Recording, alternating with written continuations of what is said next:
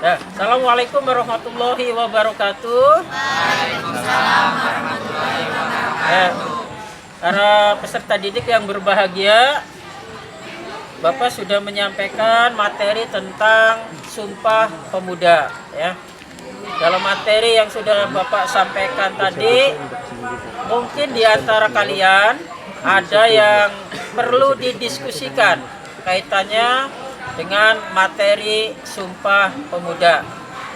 Silakan kalau ada yang mau bertanya ya, angkatkan tangan, kemudian nama dan jelaskan apa pertanyaannya. Ya, dipersilakan. Ya, silakan. Perkenalkan, nama saya Azmi Zahara Rahma. Saya ingin bertanya, bagaimana latar belakang munculnya Sumpah Pemuda? Ya, terima kasih. Adik. Di antara kalian ada yang mau mencoba menjawab? Pak, Ya, silakan Indri. saya akan menjawab pertanyaan dari Azmi. Latar belakang munculnya Sumpah Pemuda sebenarnya berasal dari gagasan penyelenggaraan Kongres Pemuda II yang berasal dari PPPI. Sebelum munculnya Kongres Pemuda, ada beberapa peristiwa yang mengilhami para pemuda untuk mengadakan Kongres Pemuda I dan II. Hal ini didasari dengan adanya kebijakan politik etis yang diterapkan Belanda di Indonesia. Politik etis menyebabkan munculnya para golongan cendekiawan dari bangsa Indonesia. Hal inilah yang membuat para pemuda atau pelajar Indonesia sadar akan nilai-nilai kebangsaan atau nasionalisme. Iya, kasih plus untuk Indri. Ya, terima kasih Indri sudah menjawab dari pertanyaan Azmi tentang latar belakang diadakanlah Kongres Sumpah Pemuda yang kedua. Ya, tadi sudah dijelaskan oleh Indri. Bapak hanya akan menekankan bahwa betul salah satu yang kemudian menyebabkan bangsa kita menjadi cerdas adalah salah satunya adanya trias politika. Ya, atau yang kemudian dikenal sebagai politik etis. Dalam hal ini kemudian juga dipahami sebagai politik balas budi.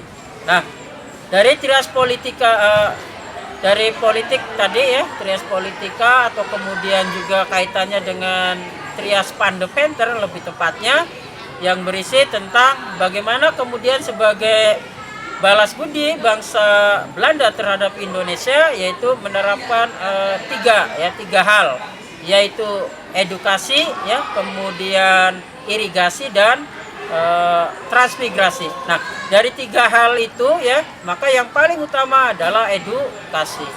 Walaupun edukasi yang dilaksanakan oleh bangsa Belanda itu sebenarnya hanya untuk mendapatkan para pegawai yang memiliki kemampuan untuk dijadikan sebagai pekerja administrasi di instansi-instansi pemerintahan Belanda. Ya. Tetapi hal itu tentunya berdampak positif untuk membangkitkan semangat rasa nasionalisme yang dimiliki oleh para pemuda yang sudah mendapatkan pendidikan yang dilakukan oleh pemerintah Belanda. Nah, pendidikan inilah faktor kunci para pemuda kemudian ingin bersatu, bermufakat sehingga lahirlah gerakan ya yang diawali oleh Sumpah Pemuda yang pertama pada tahun 1928 dan 2006 ya. Kemudian Sumpah Pemuda yang kedua yaitu pada tahun 1928 ya. Baik, selanjutnya ada yang bertanya? Silakan. Ya. pertama nama saya Ida Puspitasari. Saya ingin bertanya, mengapa Sumpah Pemuda mampu menyatukan perjuangan bangsa Indonesia? Ya, silakan. Ada yang mau menjawab ya? Silakan. Raffi. Saya akan menjawab pertanyaan dari Ida. Karena pada saat itu para pemuda dari berbagai pelosok Nusantara berkumpul dalam kerapatan pemuda dan Adikrat. Ya. Baik, beri plus untuk Raffi dan tim tanya ya.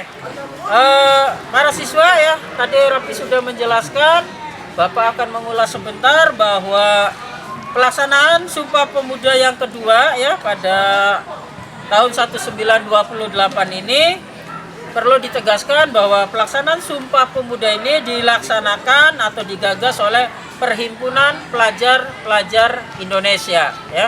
Ingat, jadi kata kuncinya adalah pelajar-pelajar Indonesia dari seluruh Indonesia, ya. Nah, kemudian dalam pelaksanaannya maka para pelajar ini tentunya dari berbagai wilayah, ya.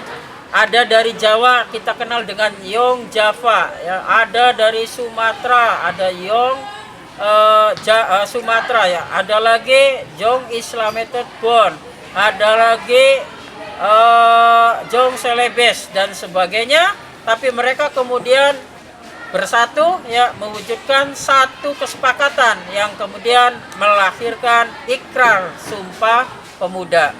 Dan mereka juga sepakat bahwa ingin memiliki satu bahasa persatuan, yaitu menjunjung bahasa persatuan, yaitu bahasa Indonesia.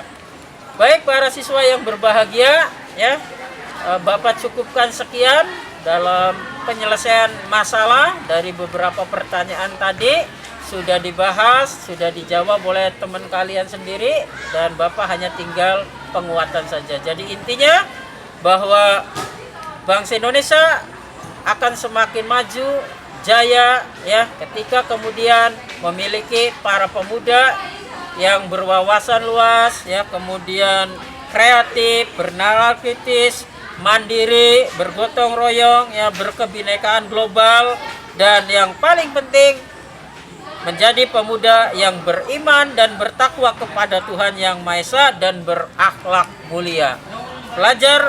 Profil pelajar Pancasila ini kemudian menjadi roh dalam pelaksanaan kurikulum Merdeka. Terima kasih. Wassalamualaikum warahmatullahi wabarakatuh.